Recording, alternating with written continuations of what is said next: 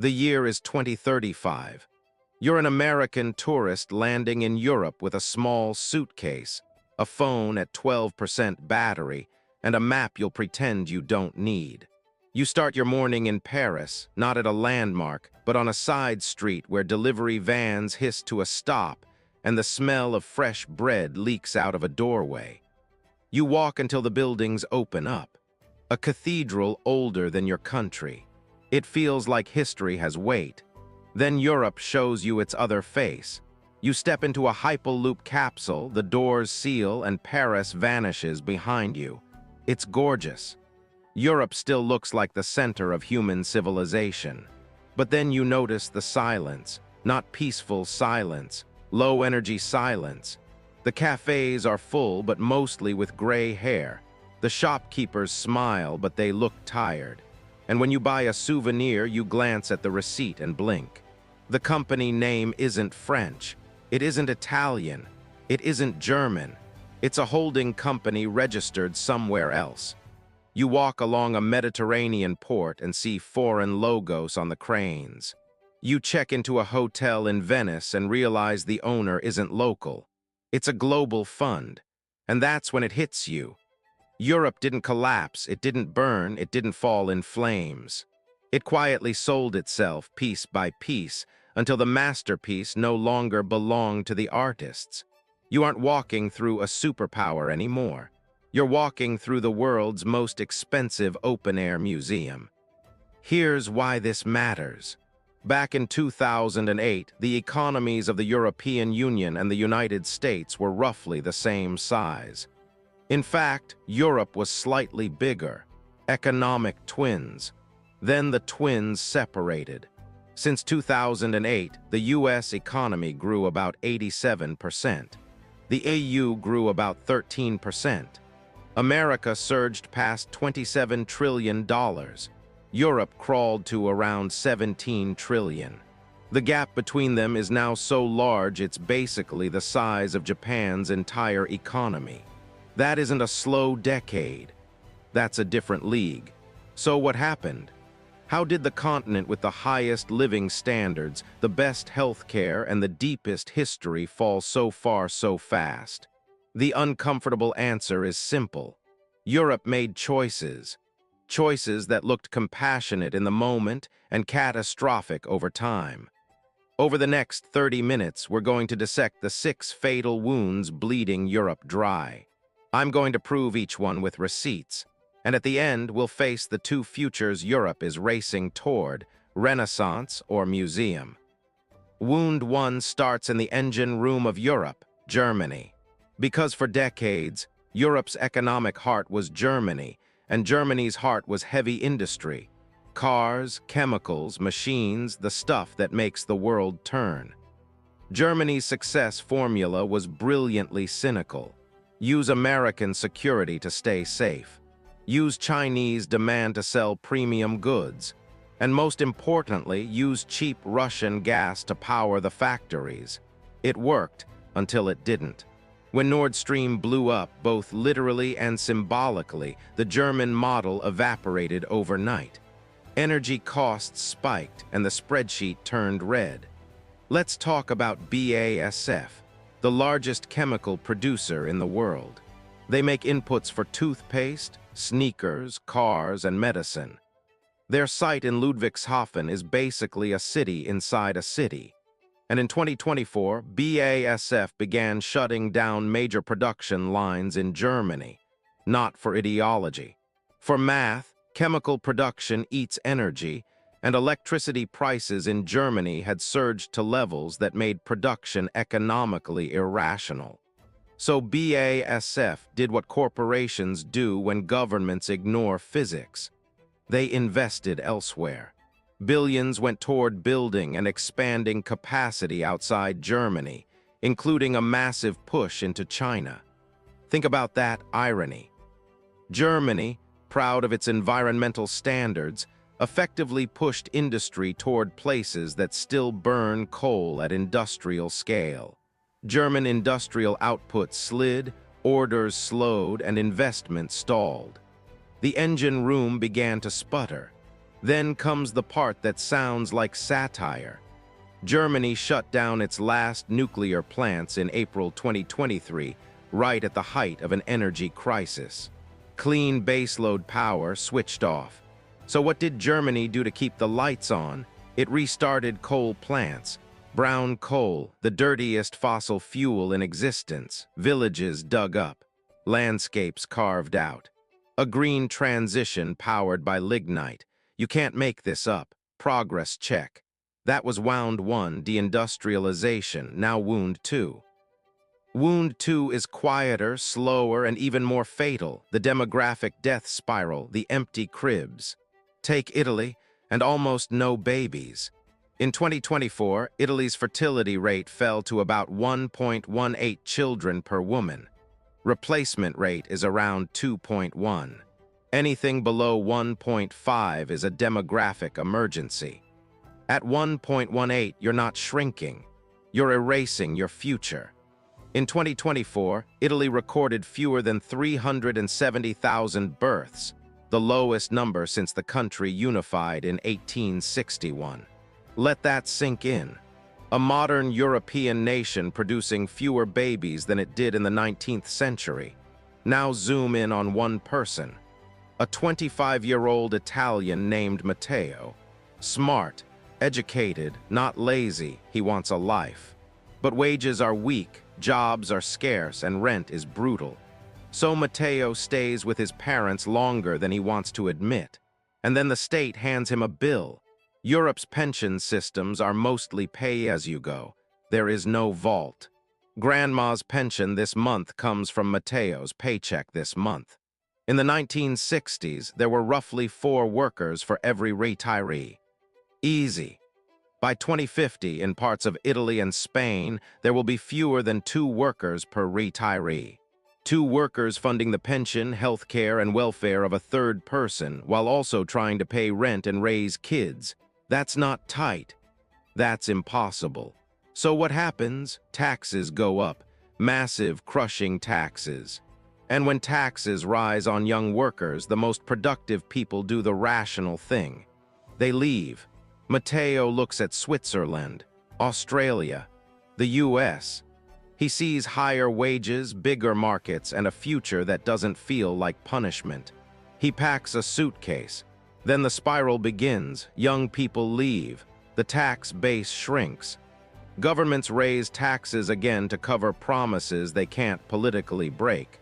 More young people leave, that's the death spiral, and politics makes it worse. Who votes? Old people.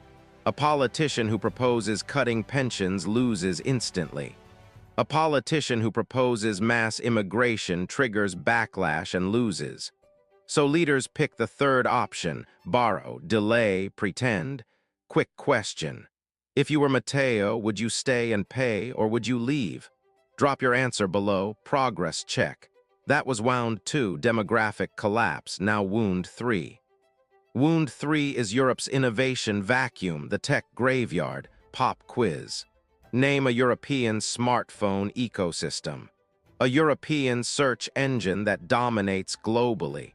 A European social network with billions of users. Exactly. The modern economy is digital, and Europe has become a customer, not an owner. Look at the Magnificent Seven in the US. Apple, Microsoft, Alphabet, Amazon, Nvidia, Meta, Tesla. Their combined market value has, at times, exceeded the total stock markets of the UK, France, Germany, and Italy combined. 7 companies worth more than the industrial inheritance of the Renaissance. And here's the tragedy. Europe has the brains. The web was invented at CERN. Elite universities are everywhere. DeepMind began in London. So why doesn't Europe scale its own giants? 2 words: regulation and fragmentation. There's a joke in global business that turned into prophecy. The United States innovates, China replicates, Europe regulates. While Silicon Valley poured billions into AI, Europe wrote the AI Act. It's like writing a rule book for a Mars colony before you've built a rocket. And Europe is fragmented. In the US, a founder gets one market of 330 million people, one primary language, deep venture capital, and broadly unified commercial rules. In Europe, you launch in France, then hit walls in Germany, then Italy, then Spain. New tax systems, labor laws, legal regimes, compliance burdens. Growth becomes death by 1,000 cuts. So European startups hit a glass ceiling. Then they get bought. Some of Europe's best companies didn't fail, they were harvested. Europe incubated the talent. America captured the value. Case study, Mistral AI. A brilliant French startup, and one of Europe's best shots at competing in frontier models. But scaling means navigating GDPR, EU tech laws, and national rules stacked on top. Compliance becomes a parallel business. Progress check. That was wound 3. Innovation stagnation, now wound 4. Wound 4 is capital flight. Why money hates Europe. If you want the truth about an economy, don't listen to speeches. Watch where the money goes. Money has no patriotism. It only cares about returns. Americans invest. Around 58% of U.S. households own stock. In Germany, it's closer to 18%. Many Europeans keep wealth in savings accounts or real estate, earning tiny returns. That caution has consequences. If households don't invest, companies don't have deep pools of growth capital. If companies can't raise money, they can't scale. If they can't scale, wages stagnate. And when wages stagnate, the best talent leaves. So European firms go shopping for capital abroad. European champions list in New York. Arm chose NASDAQ over London. Spotify trades in New York. BioNTech trades on NASDAQ. Even iconic brands chase American liquidity, and European investors do the same. They send savings into U.S. funds because returns are better and markets are deeper. Even the Norwegian Sovereign Wealth Fund, Europe's biggest pile of cash, invests a massive share of its equity portfolio in the United States. Europe funds America's innovation, then buys the products back. A pension manager clicks confirm and sends millions into a U.S. growth fund, not because he hates Europe, because the mandate says maximize returns. If you had $100,000 today, where would you invest it? The S&P 500 or a major European index? Tell me honestly. Progress check. That was wound 4. Capital flight, now wound 5.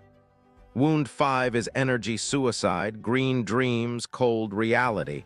Energy is the master resource. It is the currency of physics. If energy is cheap, life is easier. If energy is expensive, everything becomes expensive. Industry, food, housing, heat. Europe wanted to lead the green transition, and to be fair, emissions fell, but the strategy was economically fragile. Here was the plan: shut down nuclear, ban fracking, build wind and solar, use cheap Russian gas as backup when the wind dies and the sun disappears. Step 4 depended on Vladimir Putin being a stable partner. That assumption died. When Russia invaded Ukraine, energy prices in Europe spiked. European industry often paid 3 to 4 times more for electricity than competitors in the United States and China. You can't compete with that. Not with better manners, not with better regulations, not with better intentions, and it hits normal people. In wealthy countries, energy poverty became a real term. Picture a family in northern England. Kids wear hoodies indoors because the thermostat stays low. The grid became volatile. When wind is strong, prices can crash. When it stops, prices spike. Businesses can't plan, investors hesitate, and the industrial base bleeds out further. Europe cut its own throat to lower global emissions by a fraction of a percent, while China kept building coal capacity at scale. Europe was sacrificing competitiveness for symbolism in a world that doesn't reward symbolism. Progress check. That was wound 5, energy strategy failure, now wound 6. Wound 6 is geopolitical freeloading, the end of the peace dividend. For 75 years, Europe lived in a protected garden. After World War II, the deal was simple.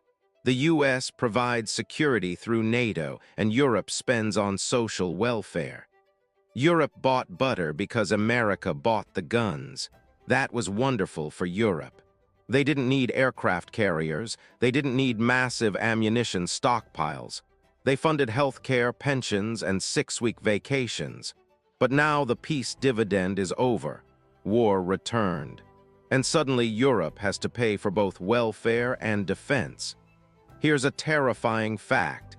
In a high-intensity conflict, some European armies would run out of key munitions in days, not months. Defense is expensive, and it requires an industrial base, exactly what Europe has been weakening.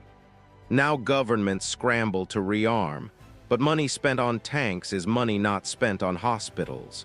Money spent on shells is money not spent on pensions.